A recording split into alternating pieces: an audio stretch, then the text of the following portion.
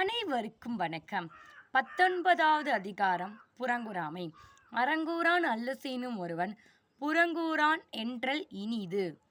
அதாவது ஒருவனுடைய நல்ல செயல்களை பற்றியோ அல்லது அவன் அவ்வளோ தர்மம் செஞ்சுருக்காங்க, இவர் இவ்வளோ தர்மம் செஞ்சுருக்காங்கன்னு ஒருத்தவர்களை பற்றி நல்லதாக பேசாமல் இருந்தால் கூட பரவாயில்ல.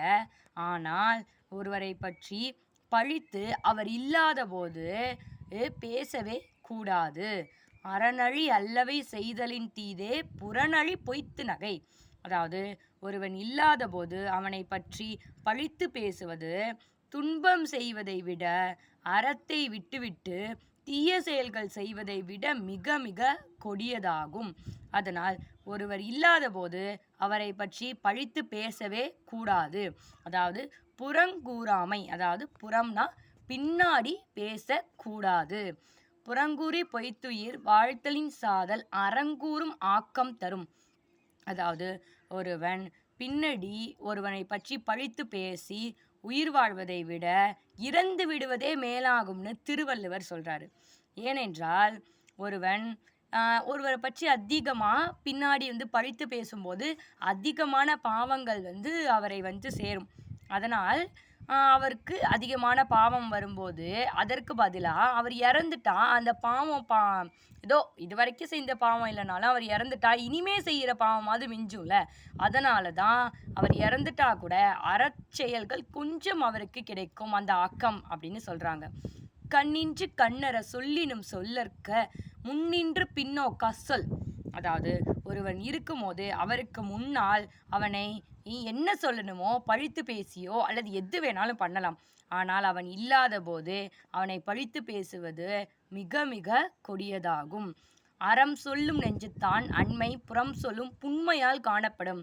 அதாவது ஒருவன் நான் ரொம்ப நல்லவன், எப்போதுமே நான் அறச்செயல்களை செய்வேன்னு சொன்னால் அவர்கள் உண்மையாகவே மனதளவில் நல்லவர்களா, நல்ல செயல்களை செய்வார்களான நம்ம எப்படி கண்டுபிடிக்கிறதுனா, அவர்கள் ஒருவரை பற்றி புறம் பேசாமல் இருந்தால் அவர் அறச்செயல்களை செய்யக்கூடியவர், புறம் பேசினால் அவர் அறச்செயல்களை செய்யாமல் இருப்பவர் என்று நாம் கணித்து கொள்ளலாம்.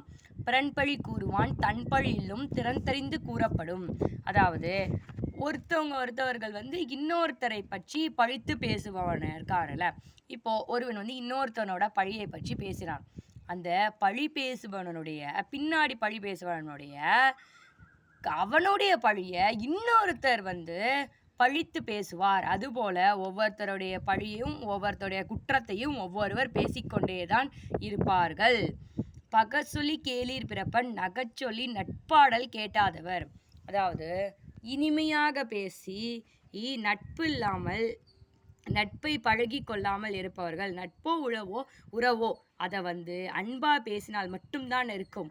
அப்படி பேச தெரியாதவர்கள் தான் பின்னாடி புறம் பேசி நெருக்கமாக இருந்த உண்மையான இருந்த உறவையும் நட்பையும் பிரித்து தானாகவே பிரித்து கொள்வார்கள்.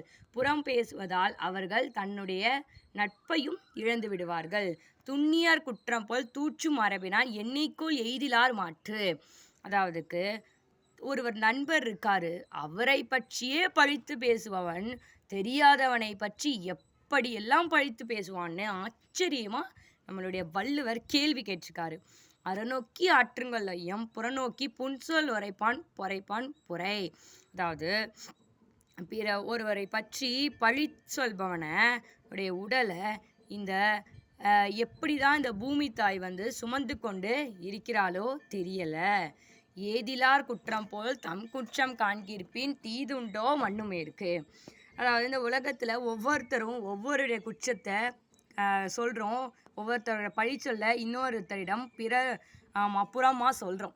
ஆனால் அப்படி சொல்லாமல் அவரவருடைய குற்றத்தை அறிந்தால் அவர்களுடைய வாழ்க்கையிலும் மற்றவர்களுடைய வாழ்க்கையிலும் எந்தவித துன்பமும் இல்லை. நாளைக்கு 20வது அதிகாரத்தில் உள்ள 10 குறள்களையும் அதனுடைய பொருள்களையும் விளக்கமாக பார்க்கலாம். நன்றி.